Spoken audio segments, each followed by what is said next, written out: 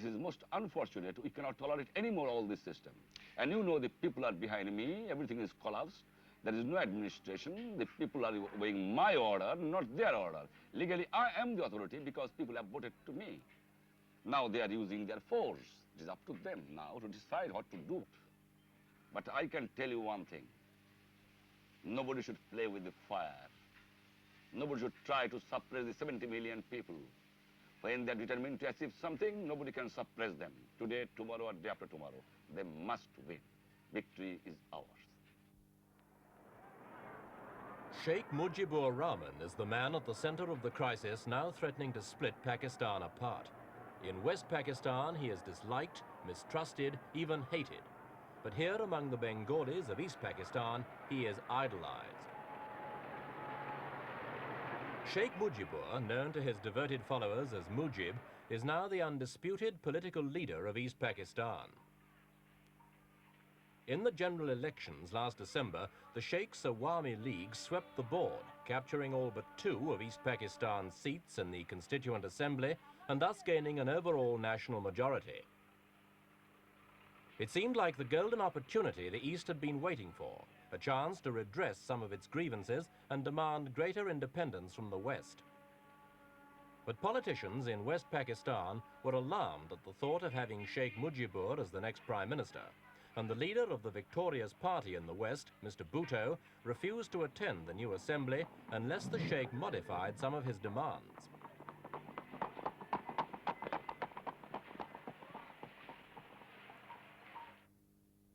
The crisis came in Pakistan's 24th year as a separate nation, 24 years in which its 2 halves have struggled to maintain a common identity in spite of the 1,000 miles of Indian territory which separate them. For many people in the Eastern Wing, that struggle no longer seems worthwhile.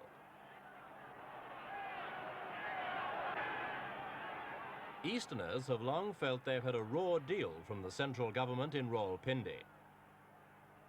They complain of economic neglect with unfair allocation of foreign aid and investment funds, and they say that until now they've had nothing like the political influence they deserve as the nation's most populous province.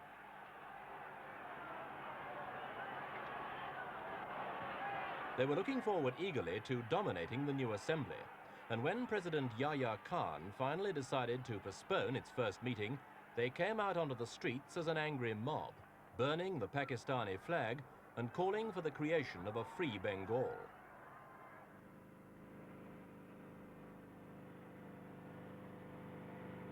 President Yahya sent in troops to reinforce the strong garrison already stationed in the east.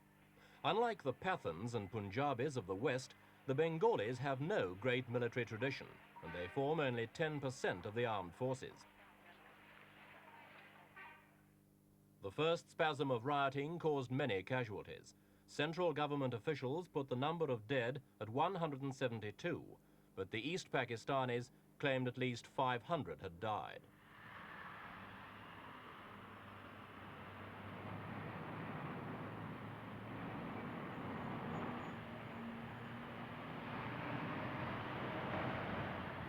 Sheikh Mujibar's response was to declare a 5-day hartal, or general strike, followed by an organized campaign of non-cooperation with the central authorities. Trade between the 2 halves of the country virtually ceased, and central government control over the eastern wing came to an end.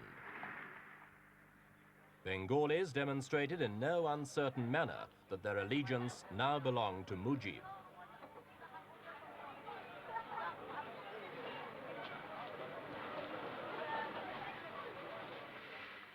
It's this support of the masses which has helped to make Sheikh Mujibar the most important politician in East Pakistan today. Now, why do you enjoy such tremendous support, do you think? You know that I love my people, and my people loves me. I'm ready to sacrifice everything for them, and naturally they will also sacrifice everything for what I say. And I am fighting for a principle, for a cause, and for the emancipation and freedom of my people. And definitely the people who have been oppressed for long 23 years. Naturally the people now stand by me, and I must stand by them. I'm not anxious for anything. I'm anxious for the emancipation of my people, politically, economically, and all matters. Now, you're using this word emancipation, liberation, a freedom from a long exploitation by the other wing of Pakistan. Some of your supporters prefer the word independence. Now, you didn't use that yesterday. It automatically comes. I have also used it something like this. It automatically comes if these people behave like a colonial power, and if the armed forces of the country use like a occupation army and killed the innocent unarmed people, what we can expect from the people then? You had the opportunities are determined to continue along the path of democracy until the last moment. You're going to make the other people. You know, I am believing the democratic process. If anybody use force, if people counteract by force, that's their responsibility. That's why I am concerned, as a democratic man, I follow the democratic movement. And I have started for Satyagraha and non-cooperation movement against them. And I am sure my people will not pay tax. I am sure the people will not join in the government. I am sure the people are absolutely behind me and my party. Won't that make President Yahya Khan take military action against you? It is up to him. I don't care. I am for a cause. I'm ready to sacrifice everything for my people. Do you think your people are able to withstand an attack by the military government? Do you know that nobody can suppress the 70 million people? That when the 70 million people determined to achieve something, nobody can suppress it. It might be they can suppress for a few years, a few days, but few months, but in the long run, the peoples must win. Nowhere in the world the struggle has failed. Nowhere. It might be some more bloodshed, but nothing can happen like this. Sheikh Mujib. Sheikh Mujibur's optimism is not shared by all observers of the Pakistani scene. One factor which makes a Bengali victory less than inevitable is the chronic weakness of East Pakistan's economy. It wasn't long before the Sheikh's policy of non-cooperation, applied so eagerly by his followers, began to create as many difficulties for the rebels as it did for the central government.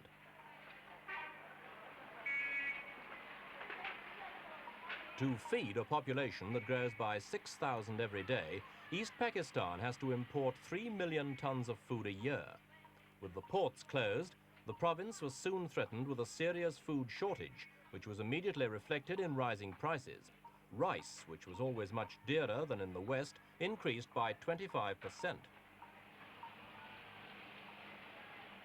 Fish, which with rice forms the Bengalis' staple diet, almost doubled in price.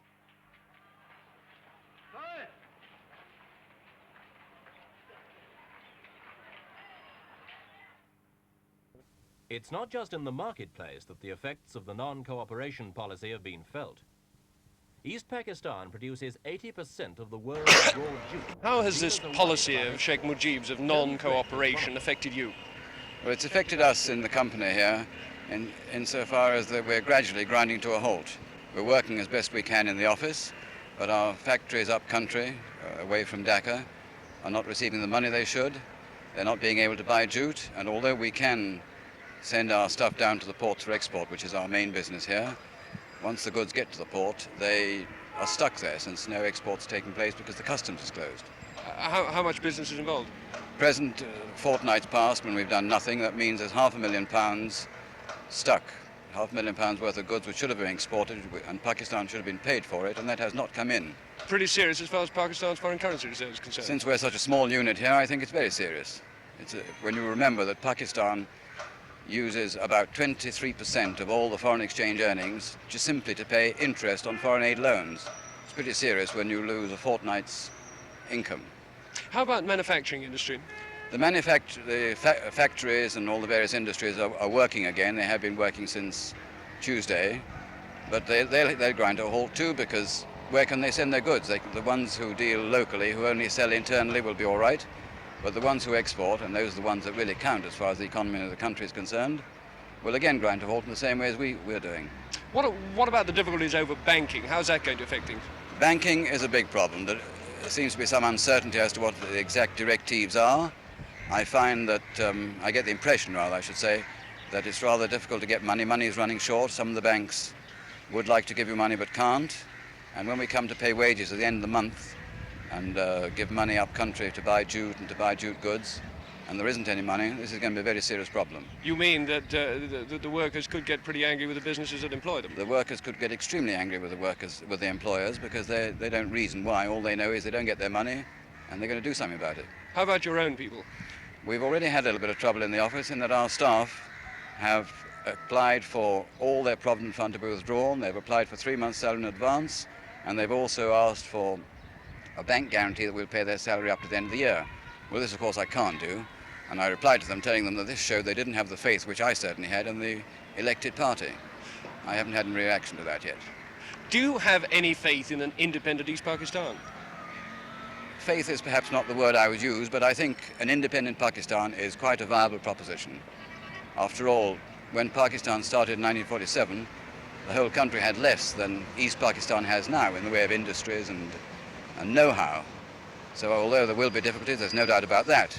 I think it would depend very much on foreign aid, though, it would depend entirely on foreign aid, just as united Pakistan depends on foreign aid. Nothing new about that. But East Pakistan would have to get recognition pretty quickly. I should imagine, not being a politician, that would be a normal thing to do. If a new country is created, that it will be recognized by the great powers. What do you think the odds are that it'll happen? I wouldn't like to hazard a guess, because I think both sides are trying very hard for a compromise. And that would be the best solution? And that would be the best solution, because it means that at the very worst there'll be two countries which are still friendly, but if things get bad here and the separation is done in an unfriendly way, then not only will they be separated, but they will be unfriendly, which is a thing we all want to avoid. Responsible leaders on both sides have been working hard to avoid the head-on clash that could lead to civil war. The crisis is serious enough for the 1,000-strong Awami community to start moving out its women and children. Other foreign communities, including West Germans, Belgians and Japanese, also evacuated non-essential personnel.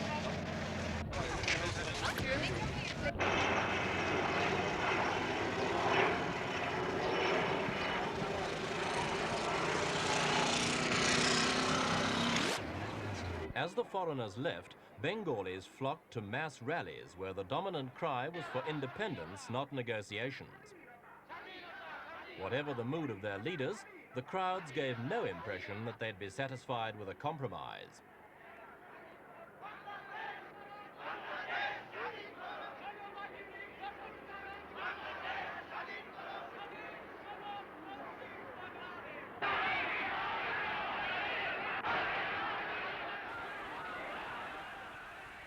As the independence fever swept through the country, even Maulana Bashani, an old political rival of Sheikh Mujibar, offered his support.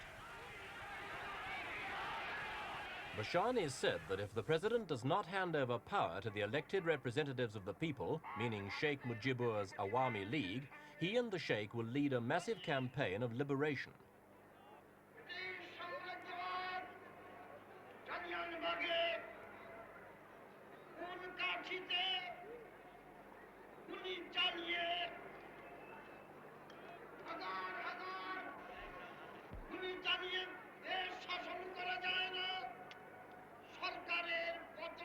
Bashani's pledge of support came with a warning to the Sheikh not to compromise with the president.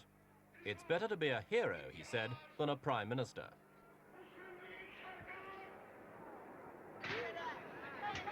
Meanwhile, 2 weeks of the Sheikh's non-cooperation policy had begun.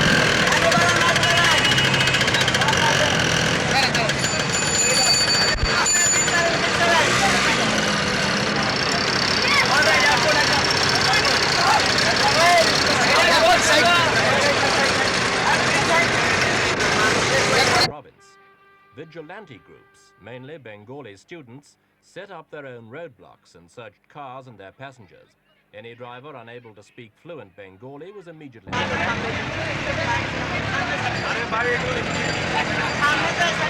2 men broke away from their questioners and began running.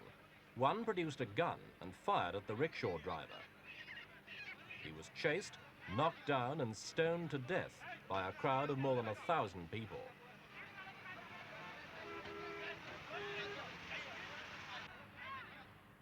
Within minutes, troops were on the streets dispersing the crowds. Quickly and efficiently, they set up positions at strategic points. Even so, the incident was a gruesome reminder of just how near Dacca is to boiling over into fierce intercommunal fighting. To prevent the situation getting any worse, President Yahya Khan flew into Dacca for talks with Sheikh Mujibar.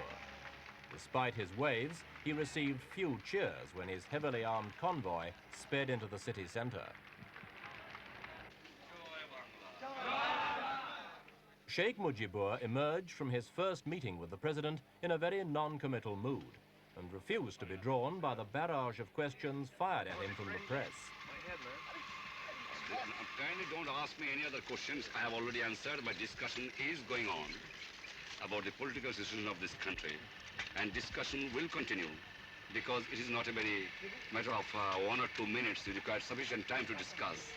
And tomorrow 10 o'clock again I am meeting the president and discussing. Thank you very much now. Will some of your people be with If the Sheikh was thinking of a compromise, he certainly didn't tell his supporters, whose ringing nationalistic slogans followed his car through the streets of Dacca.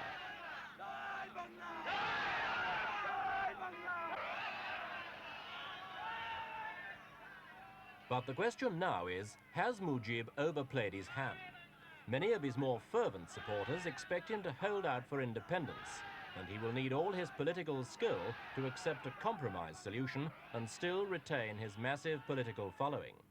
Much will depend on whether President Yahya... So it's not a question of my acceding to any point or points of Sheikh Mujib. Is that answer? You have said already that East Pakistan should have maximum autonomy. Yes. Just what did you mean by this? Well, you see, our country is perhaps a unique country in the world. Country divided into two parts, 1,000 miles apart, particularly with a hostile country in between. Even if the country in between is not hostile, the fact remains that geographically we are 1,000 miles apart. Therefore, although our future constitution would be a federation of provinces, which is a province of East Pakistan and 4 provinces in West Pakistan, the 4 provinces of West Pakistan being geographically next to each other, East Pakistan is 1,000 miles apart. So it cannot be treated at par with the other federating provinces. A special treatment will have to be evolved for them due to geographical distance, other reasons, and of course they are the majority province. They must have means and methods whereby in the overall policies of Pakistan, they must have full powers of making decisions for themselves, both in the economic field, in the administrative field, in the legislative field. They must have, once their resources are allocated to them according to their needs, they must have complete control of their own affairs, for the simple reason that they are so many miles away from the rest of the country. So their autonomy will have to be, although on paper all the provinces will be equal, but in actual practice, East Pakistan will have to have much more autonomy than perhaps the other provinces, because they are being close to each other, their infrastructure is the same, they can't split to have separate railways, separate other organizations like power and development and things like that. So that is, I can't exactly define it. It entirely depends on what the National Assembly decides to give them. But as far as I'm concerned, I feel that I will not come in the way of the maximum possible autonomy to East Pakistan, as long as it doesn't amount to a separate Pakistan. That is what I meant. A solution to the crisis will clearly depend on the degree of autonomy President Yahya is able to offer the Bengalis. It seems doubtful that he'll be able to meet Sheikh Mujibur's demands for control over everything except foreign affairs and defense. Since the Sheikh is meanwhile being urged to increase his demands to full independence, it's difficult to see what sort of compromise could satisfy both sides. And although both sides are clearly anxious to avoid the horrors of a civil war, it would be dangerous to underestimate the Easterners' real desire for a new and better deal. Any doubts they may have had on this issue were finally dispelled last year by what they saw as West Pakistan's negligence and lack of real concern after the catastrophic flooding in the Ganges Delta. Many Easterners are now convinced that the events of the last few months have finally revealed the truth, which is that the two halves of the country simply don't have enough in common to stay together. Whatever the eventual solution, Pakistan, united or divided, can never be the same again.